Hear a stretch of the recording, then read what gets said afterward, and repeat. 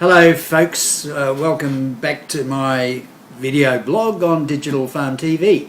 We're racing towards Christmas and it's been a big year in agriculture right across Australia and in Australasia indeed.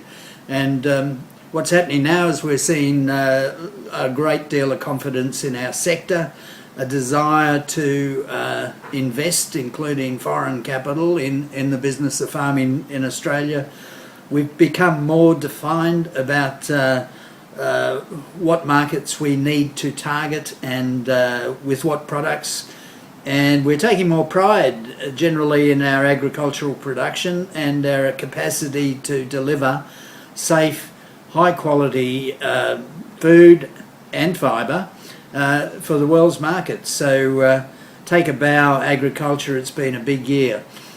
Instrumental in all this have been the trifecta of free trade agreements which have been signed by this government. A lot of this work dates back a decade or so, but we do have to acknowledge Andrew Robb's role in this. Of all the cabinet ministers in the current Abbott government, Andrew Robb appears to be the one who, along with Julie Bishop, who's had the most benign effect on the affairs of Australia in their area of responsibility. So well done, Andrew Robb, and I hope we can continue to work on the base that's been formed and look after people like sugar producers and rice producers as well, who have been somewhat neglected.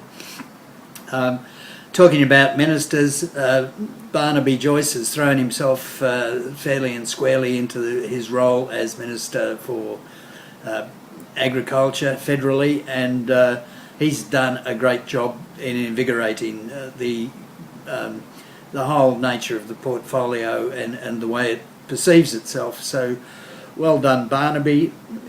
You occasionally come out with a gaffe that does no one any particular good, and the most recent was your commentary about the Liberal Party being responsible for bailing out SPC in Victoria, and as a result the sitting member there in Shepparton was bumped by an independent woman, a la Cathy McGowan, who bumped a sitting Liberal member in the previous federal election.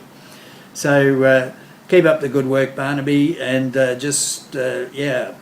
keep an eye on the main opportunities of your role and know when to not say too much.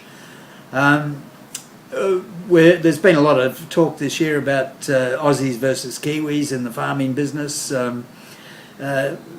Kiwis always do very well because they're small, they're smart and they're flexible, and they target niche markets, and that's always been the case, and for decades. What we don't tend to recognise here is that New Zealand's production capacity is finite. Australia's production capacity, while still finite, is a lot bigger, and we do a lot better farming in most cases under quite difficult circumstances in terms of weather and soil types and all those other issues. So we congratulate the Kiwis on their fantastic efforts with milk. Fonterra's not a model for Australia, I don't think, but you've got to take your hat off to them in terms of what they've done in the global milk market. And we also need to congratulate our own farmers here at home for their capacity to produce great stuff using great technology and with a mind to always being better at what they do. We can always be better. So finally, a reflection or two on the drought. The federal drought money apparently is not getting through to people who either are too proud to take it or are not seeking it, and the mechanisms are too hard with an overlap of bureaucracy between the federals and the states. So let's just spare a thought for those people who have been in very, very, very serious drought for a long time now. We had the Millennium Drought for 10 years, which impacted greatly on the country.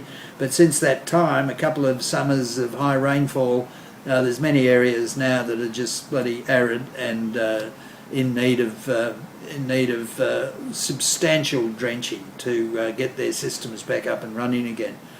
So everyone, have a great Christmas and New Year. You, your family, your friends, be safe, have good thoughts, enjoy your Christmas dinners, and I'll see you again with a new blog in the new year.